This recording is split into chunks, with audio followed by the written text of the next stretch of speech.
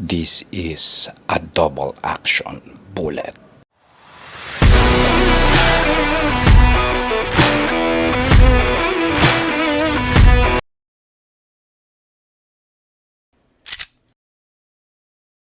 Welcome to another episode of Manila Sentinel Raw.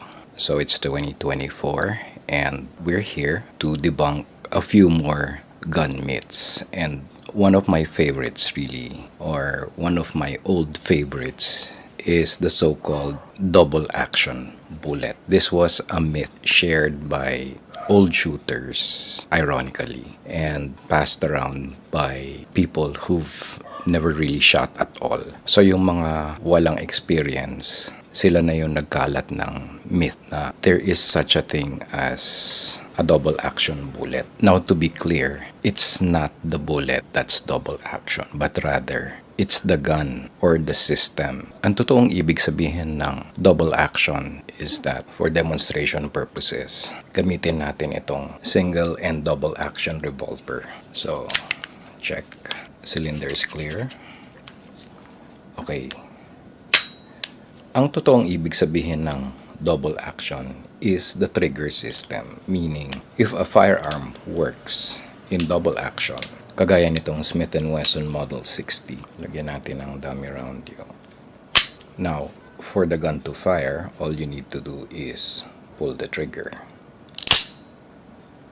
Yan ang tinatawag na double action. So, even with the hammer down, a gun will still be able to fire so long as kakalabitin nyo yung trigger.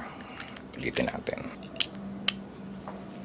Okay, again, all you need to do is to pull the trigger and the gun will fire. So, pag sinabi namang single action, the hammer needs to be cocked. So, cock the hammer bago siya mag-fire.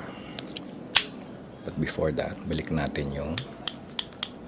Okay, for single action naman, cock the hammer and pull the trigger. Yun lang yung simpleng definition ng single action versus the double action na tinatawag. Hindi po yun yung bala. Yun po yung mismong gamit. Yun po yung mismong baril. Now, let's try the same but with an auto pistol. Now, this is the Beretta 92. And like the revolver, it is capable of both single and double action pull. So, ibig sabihin, check first. Ibig sabihin, you don't need for the hammer to be up para magamit. All you need to do is pull the trigger and the gun will fire. Pwede siyang double action for the first shot, and once the gun fires at magsa-cycle, the gun reverts to single action and you will notice na iba na rin ang trigger pull niya, mas maiksi. So this will be the single action pull.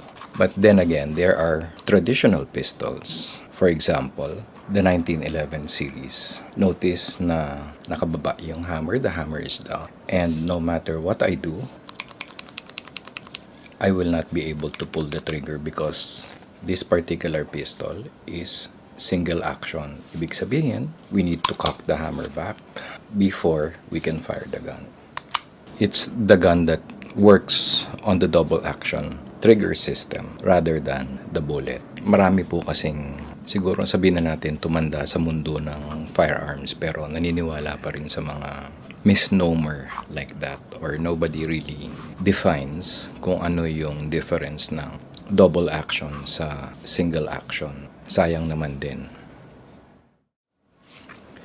So siguro naman malinaw na, medyo simple lang yung explanation natin, but I hope it's clear to the viewers there, to the fans out there, na single and double action, hindi po yan yung bala. Yun po yung system. Malinaw? Sana naman. 2024 na. Tigilan nyo na yung pakikinig sa mga naniniwala pa sa maling akala. At any rate, welcome to the first episode of 2024. This has been Absabando for Manila Sentinel Raw. Stay away from gun myths.